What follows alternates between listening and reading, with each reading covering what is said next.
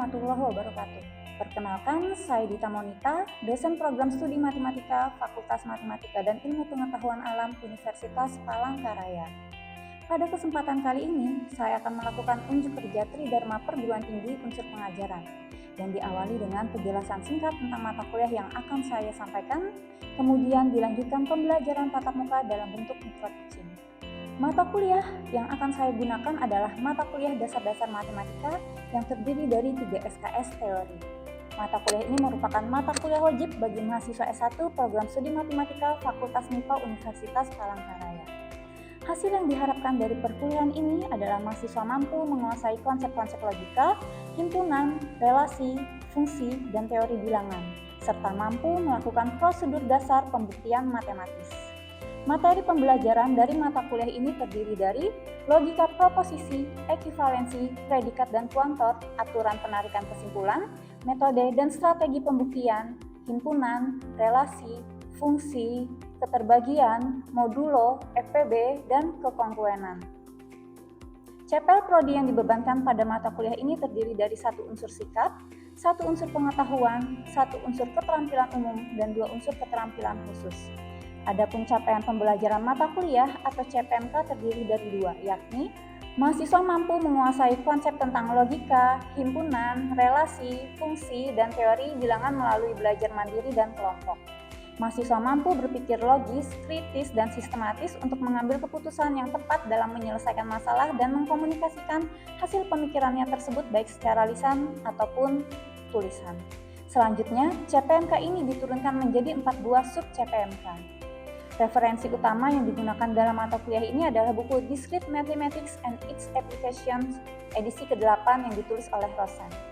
Mata kuliah ini dilaksanakan dengan model blended learning, yakni kombinasi antara penggunaan LMS dan pertemuan tatap muka. Bentuk pembelajarannya adalah kuliah, metode pembelajaran yang digunakan adalah case study, diskusi kelompok, dan ceramah. Dosen memberikan materi dan tugas kelompok H-3 perkuliahan melalui LMS untuk dipelajari dan dikerjakan terlebih dahulu oleh mahasiswa. Hal ini bertujuan agar mahasiswa memiliki kesiapan sebelum memulai perkuliahan dan untuk mengasah kemampuan mahasiswa dalam mencari solusi dari masalah atau kasus yang diberikan. Pada pertemuan tatap muka, mahasiswa mempresentasikan tugasnya, kemudian dosen memberikan penguatan terhadap konsep-konsep yang dibahas dan memberikan umpan balik terhadap jawaban tugas mahasiswa. Di akhir perkuliahan, dosen memberikan tugas individu untuk memperkuat pemahaman mahasiswa. Indikator penilaian mata kuliah ini adalah ketepatan mahasiswa dalam menyelesaikan masalah. Kriteria penilaiannya adalah rubrik penilaian, teknik penilaian yang digunakan adalah tes melalui UTS dan UAS, serta non-tes melalui tugas penyelesaian masalah dan presentasi kelompok atau keterlibatan dalam diskusi di kelas.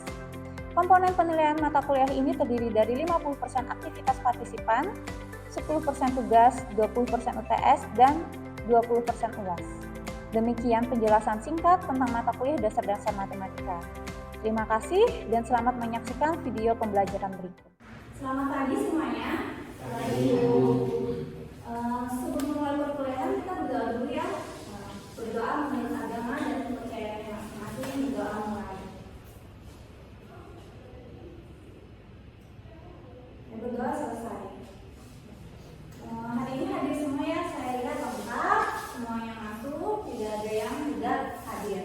Nah, hari ini kita akan belajar mengenai aturan penarikan kesimpulan. Nah, kalau di pertemuan minggu sebelumnya kan kita sudah belajar mengenai quantifier. Nah, nanti itu sebenarnya ada kaitannya juga dengan materi hari ini. Jadi, nanti mungkin ada beberapa premis tuh nanti yang memuat quantifier. Yang itu nanti kemudian perlu ditarik kesimpulan, bagaimana cara menarik kesimpulan kalau ada quantifier-nya gitu. Nah, materi hari ini maupun materi yang kemarin itu sebenarnya tujuannya nanti adalah untuk membantu kita dalam melakukan pembuktian matematis ya. Jadi waktu kita melakukan pembuktian matematis itu kita harus bisa menarik kesimpulan dengan benar. Nah, jadi apa sih tujuan pembelajaran kita hari ini? Itu adalah diharapkan kalian dapat menggunakan aturan penarikan kesimpulan untuk melakukan penarikan kesimpulan dengan benar. Sebenarnya ini tujuannya nanti untuk kalian itu bisa mencapai sub CPMK 2. Sampai di sub CPMK 2 itu adalah kalian mampu membuktikan fakta-fakta sederhana dengan menerapkan konsep logika dan metode pembuktian serta menulis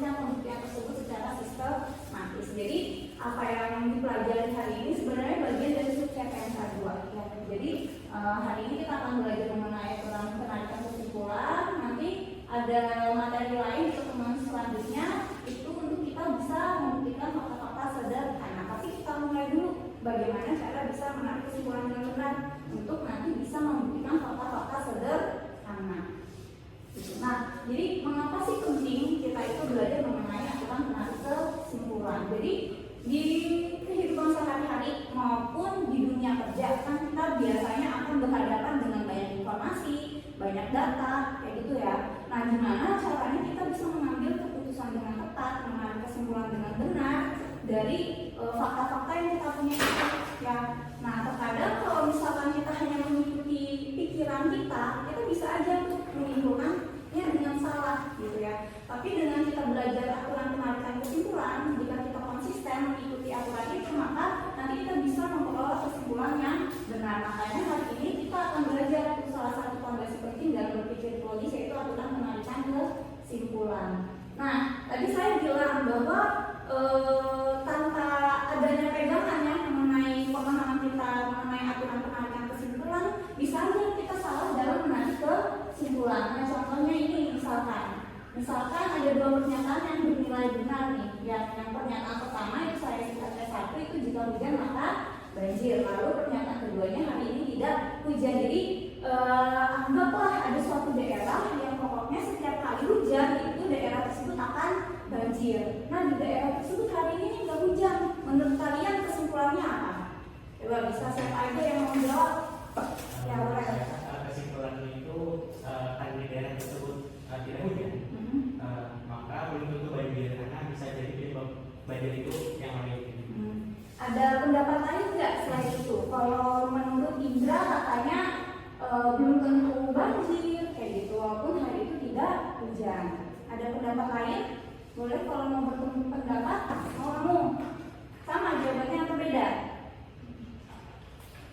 Menurut saya lebih tepatnya itu dia belum tentu gak banjir, karena kan bukan nggak tahu nggak hujan, jadinya pasti mikirnya dia nggak bakal banjir kan, padahal banjir itu belum tentu dari adanya hujan apa enggak. Jadi menurut kamu tadi apa kesimpulannya? Dia belum tentu gak banjir karena ada hujan. Ya, wah ini berarti sahabat sudah mungkin sudah pada belajar ya. Nah, padahal saya tadi berkata salah ini biasa gitu. Ya, tapi benar semua. Jadi kalau tidak hujan itu belum tentu tidak banjir. Berarti bagus nih, sudah oke nih berarti logikanya. Ya, jadi tidak dapat ditarik kesimpulan karena belum tentu tadi ya. Kita belum tentu nih, belum tentu banjir, belum tentu tidak banjir. Jadi tidak dapat ditarik kesimpulan. Tapi kesalahan yang biasa terjadi itu biasanya orang-orang akan terkecoh menyimpulkan bahwa tidak banjir karena melihat kan kalau hujan maka banjir, tidak hujan lalu disimpulkan tidak banjir. Tapi ini suatu kesalahan penarikan kesimpulannya karena tadi benar hujan itu bukan satu-satunya penyebab banjir. Nah, kalau saya itu sering kasih ilustrasi, misalkan aja daerah tersebut dekat dengan bendungan misalkan, terus bendungannya jebol gitu ya, terus ya jadi banjir daerah tersebut walaupun enggak hujan gitu. Nah, makanya penting untuk kita belajar mengenai aturan penarikan kesimpulan agar kesimpulan yang kita peroleh itu adalah kesimpulan yang benar gitu. Nah, mungkin tadi sudah pada belajar juga kan, berarti tahu dong apa aja aturan penarikan kesimpulan. Siapa yang mau jawab? Silakan. Siapa apa aja aturan penarikan kesimpulan? Menurut saya ada ya, nggak apa-apa. Saya nggak marah-marah kok. Ya, toleransi, toleransi dan logis. iya betul. Nah, sebenarnya ada banyak, yaitu sebenarnya ada banyak ya. Cuman memang yang paling sering kita gunakan itu adalah modus ponen, modus tolen, dan juga silogisme. Tapi sebenarnya ada yang lain-lain juga. Cuman biasanya tiga ini yang paling sering digunakan untuk menarik sebuah kesimpulan. Nah, bagaimana penggunaannya? Kita langsung lihat contoh aja ya. Kita langsung lihat contoh. Di sini ada beberapa premisnya, ada 4 buah premis ya. Lalu diperoleh kesimpulannya ini will be home by sunset. Nah, coba kita langsung lihat aja ya gimana cara memperoleh kesimpulan ini. Untuk memperoleh kesimpulan ini boleh ya, kalian boleh memisalkan dulu, boleh. Misalkan kalian merasa bingung kalau kebanyakan kalimat kayak gini, boleh misalkan dari huruf-huruf seperti ini, biar mungkin kalian merasanya nanti jadi bisa lebih mudah menerapkan ini modus ponen, tolen, dan silogisme karena sudah dalam bentuk huruf-huruf aja. Atau kalau nggak mau dimisalkan, tidak dimisalkan ya juga tidak masalah ya. Tapi ini saya tetap tuliskan kalimatnya, tapi jadi juga saya misalkan.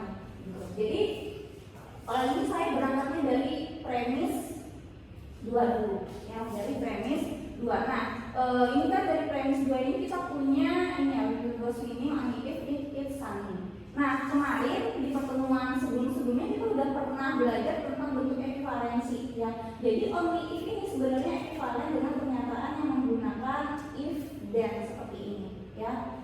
Gitu. Ya, jadi siapa tahu kalian tidak terbiasa dengan yang kayak seperti ini, jadi boleh berubah menjadi seperti ini ya. Jadi if we will go swimming then it's sunny. Nah, tadi kita sudah misalkan ya, take care estes, ini kalau dituliskan dengan pemisalan itu jadi jika R maka P.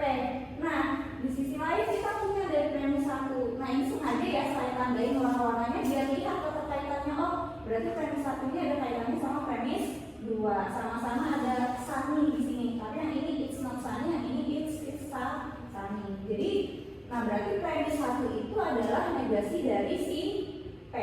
Nah, kalau dari sini dari ini kan kita punya jika R maka P, yang ini kita punya negasi P. Kalau dari sini berarti kita bisa pakai aturan apa nih? Pakai aturan apa? Kalau antara ini dan ini berarti antara aturan-aturan tadi, aturan apa yang bisa digunakan? Aturan?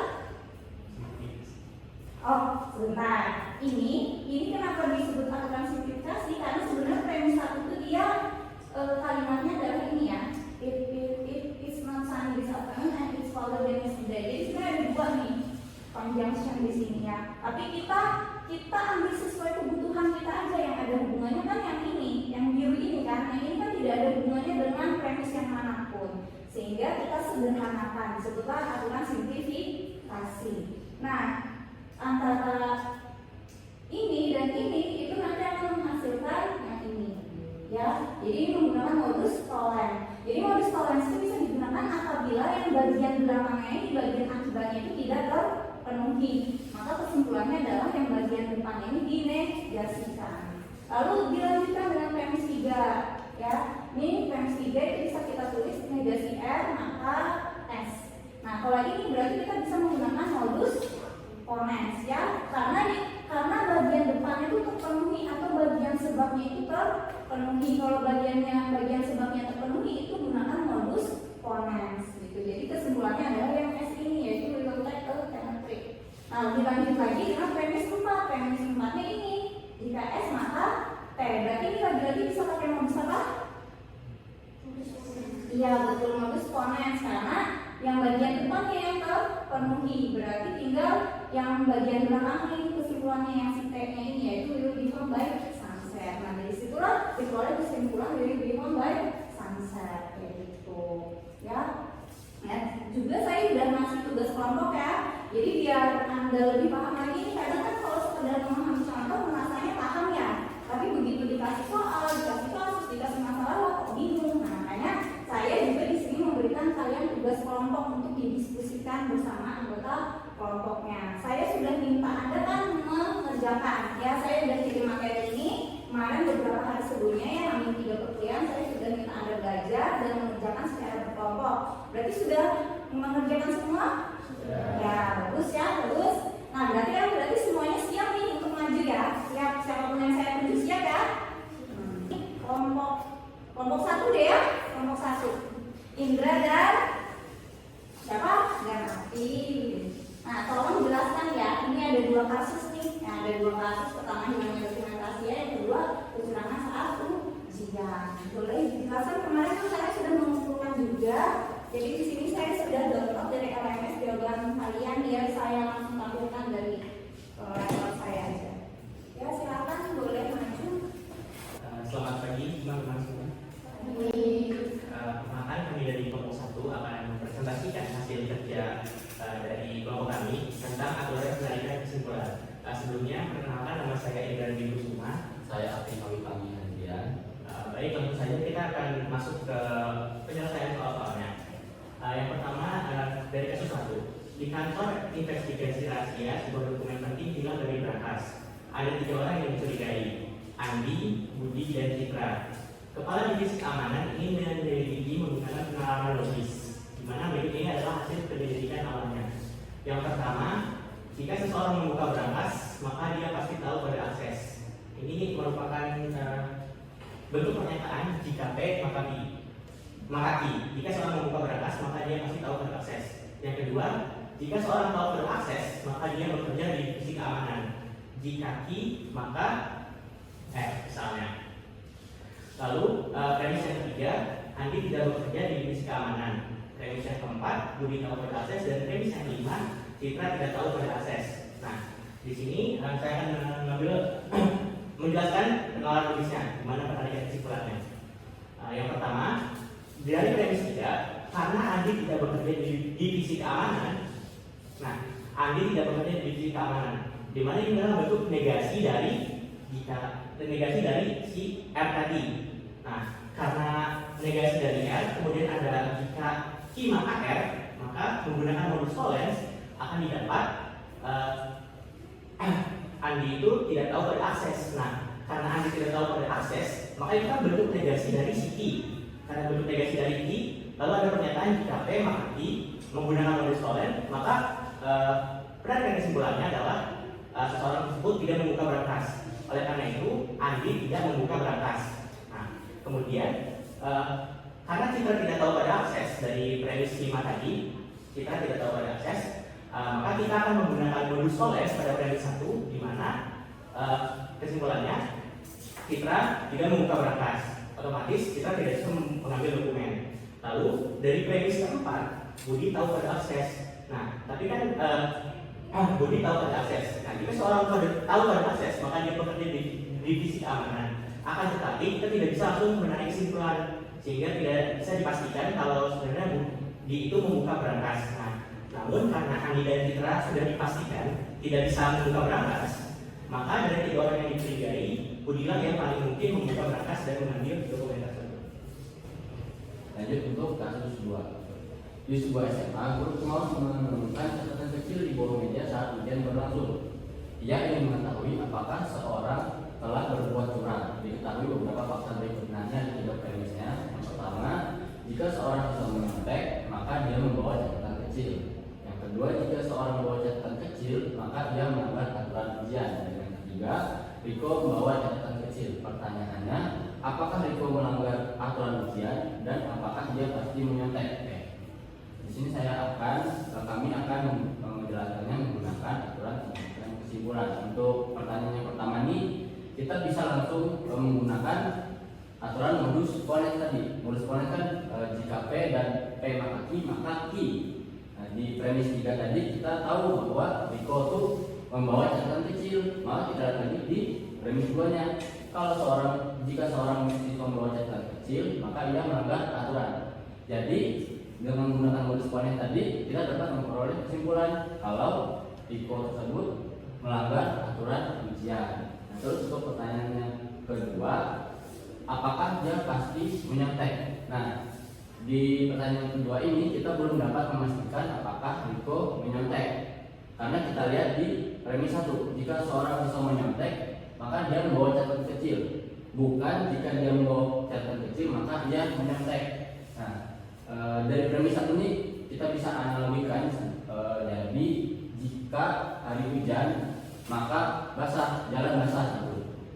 Coba misalnya kita balik, jika jalannya basah, maka hujan. Apakah jalan basah tersebut sudah pasti karena hujan? Belum tentu kan? Bisa saja jalan basah tersebut terjadi karena ada satu orang yang sengaja menyiram jalan atau ada kejadian lain gitu. Jadi untuk pertanyaan yang kedua ini kita belum dapat memastikan apakah Riko itu menyontek atau tidak, karena bisa saja catatan kecilnya itu dia lupa mengeluarkannya dari tas atau mungkin tertinggal di dalam sakunya. Jadi sekian untuk jawaban kami untuk kasus 1 dan kasus 2. Terima kasih kelompok 1, menurut saya sudah bagus sekali jawabannya ya, sudah sangat jelas. Tapi apakah ada tanggapan dari kelompok lain? Mungkin ada yang menanggapi? Ya, silakan. Untuk kasus 1 kami itu hasil akhirnya sama Bu, tapi urutannya itu beda, tapi pakai modus premis dulu untuk premis 1 dan premis 5, baru nanti kita lanjutin lagi untuk premis 2, 3, dan premis lain. Ya. Jadi memang tidak masalah ya. Berarti jawabannya sebenarnya sama, hanya urutannya saja yang berbeda. Kalau kelompok lain jawabannya sama enggak? Sama juga ya. Ya berarti semua sudah bisa ya. Saya harapnya berarti semua sudah paham nih. Jadi tadi kata Revina gitu ya, kalau kelompoknya itu hasilnya sama, hanya urutannya yang berbeda. Jadi memang tidak ada aturan baku ya, tidak ada aturan baku misalkan harus yang premis 1, 2 dulu gitu. Tidak ada aturan baku mengenai itu ya. Jadi boleh yang mana saja yang mau duluan. Misalkan tadi kalau kelompoknya Revina premis 1 dan 5 dulu ya. Berarti kan dari sini 1 dan 5 karena Citra tidak tahu pada Excel's, jadi dengan modus tollens bisa disimpulkan Citra tidak membuka brankas gitu. Tapi kalau kelompok ini tadi kan dari premis 2 sama 3 dulu ya. Dari Andi tidak bekerja di divisi keamanan, dengan modus tollens disimpulkan Andi tidak tahu kode akses. Nah itu tidak masalah untuk itu ya. Cuma memang harus berhati-hati. Contohnya misalkan untuk kasus 2 ini. Kalau untuk kasus 2 ini kan tadi dimulai dari 2 dan 3 ini ya. Jadi kalau di kolom bawah catatan kecil berarti dengan modus ponen diperoleh kesimpulan ia melanggar aturan ujian. Andai kalian dari 1 dan 2 dulu nih. Berarti kan kalau 1 dan 2 ini menggunakan aturan apa? 1 dan 2. Ya betul, silogisme. Kalau dengan aturan silogisme ini nanti diperoleh jika seorang siswa menyontek maka ia melanggar aturan ujian. Lalu di sini di kolom bawah catatan kecil kan nggak bisa masuk ke sini. Ini kan menyontek, ini melanggar aturan ujian. Sudah hilang nih bagian bawah catatan kecilnya. Jadi sebenarnya tidak ada urutan baku yang premis mana dulu yang mau kita tarik kesimpulannya. Tapi jika ada pernyataan implikasi, jika prima facie terus ada sebuah pernyataan tunggal seperti ini, mengutamakan yang itu dulu. Ya, utamakan yang itu dulu. Karena kalau kita mengutamakan yang implikasi ini bisa jadi yang bagian tengahnya hilang, terus sehingga jadi tidak ada hubungannya dengan premis yang selanjutnya gitu. Jadi sebenarnya tidak ada aturan baku, cuma kita lihat lagi yang mana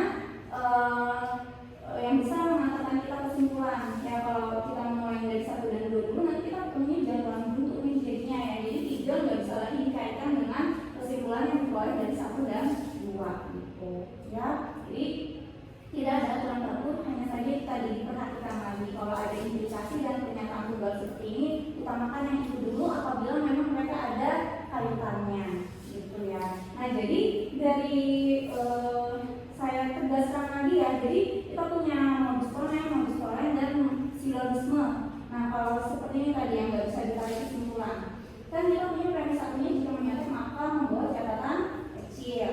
Terus di 3-nya membawa catatan kecil, tadi sudah dijelaskan lagi ya, ini tidak bisa ditarik ke kesimpulan ya, karena kalau kita mau menggunakan modus ponen harusnya bagian depannya kan yang dipenuhi gitu. Tapi kalau mau menggunakan modus tollens yang bagian belakangnya harus tidak dipenuhi. Kalau ini kan bagian belakangnya dipenuhi, padahal kalau mau menggunakan modus tollens bagian belakangnya harus tidak dipenuhi.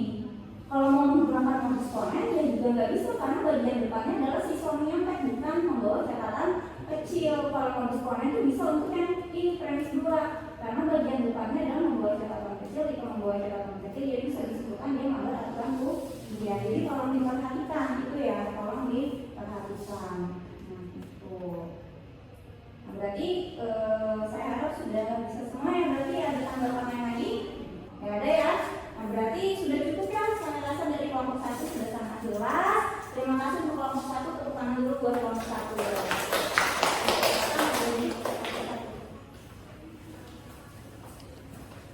Nah berarti pembelajaran kita hari ini sudah selesai ya. Jadi tadi kita tujuannya adalah bagaimana kalian bisa menarik kesimpulan dengan benar dengan menggunakan aturan-aturan kesimpulan. Nah ada yang bisa bantu saya menarik kesimpulan apa yang sudah kita pelajari hari ini? Silakan. Siapa yang mau bantu saya? Ya, boleh silakan. Menurut saya kesimpulan dari materi ini itu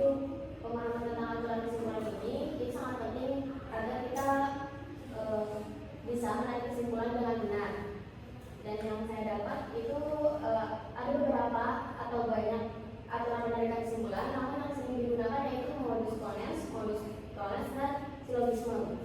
Oke, iya betul itu ya. Jadi seperti yang sudah disebutkan temannya tadi bahwa sangat penting untuk kita bisa belajar atau menarikkan kesimpulan agar kita bisa menarik kesimpulan yang benar. Tadi sudah dicontohkan bahwa mungkin terjadi kesalahan penarikan kesimpulan, tapi jika kita bisa konsisten dengan aturan penarikan kesimpulan, kita bisa dapat kesimpulan yang benar. Nah, jadi saya lihat sudah paham nih, sebenarnya sebagian besar sudah paham ya, tapi biar lebih paham lagi, biar pemahamannya lebih kuat lagi, maka saya punya tugas buat kalian untuk dikerjakan secara individu sebentar. Nah, ini yang tugasnya yang kalian bisa lihat di buku yang kita gunakan, ada 2 soal aja. Yang ini cukup untuk kalian bisa semakin paham mengenai cara penarikan kesimpulan, kayak gitu ya. Dan seperti biasa, untuk pertemuan selanjutnya juga akan saya berikan nanti materinya beberapa hari sebelum perkuliahan, ada tugas kelompok juga yang harus dikerjakan. Jadi tugas individu ini segera aja dikerjakan biar tidak menumpuk. Untuk minggu depan kita akan belajar mengenai metode pembuktian. Jadi kita udah mulai belajar gimana cara membuktikan fakta-fakta sederhana. Jadi apa yang sudah dipelajari ini jangan dilupain ya. Ini masih akan digunakan untuk berikutnya. Nah, mungkin itu aja ya yang bisa saya sampaikan hari ini, yang kita pelajari hari ini. Terima kasih sudah bisa bekerja sama dengan baik. Maksud saya kalian sudah mempelajari apa yang sudah saya minta, kita yang mengerjakan tugas yang sudah saya minta. Tadi juga udah pada oke ngejawabnya gitu ya, sangat aktif. Jadi semoga harus terus kayak gitu ya, harus lanjut terus ya. Oke, jadi kita ketemu lagi minggu depan. Oke, selamat pagi.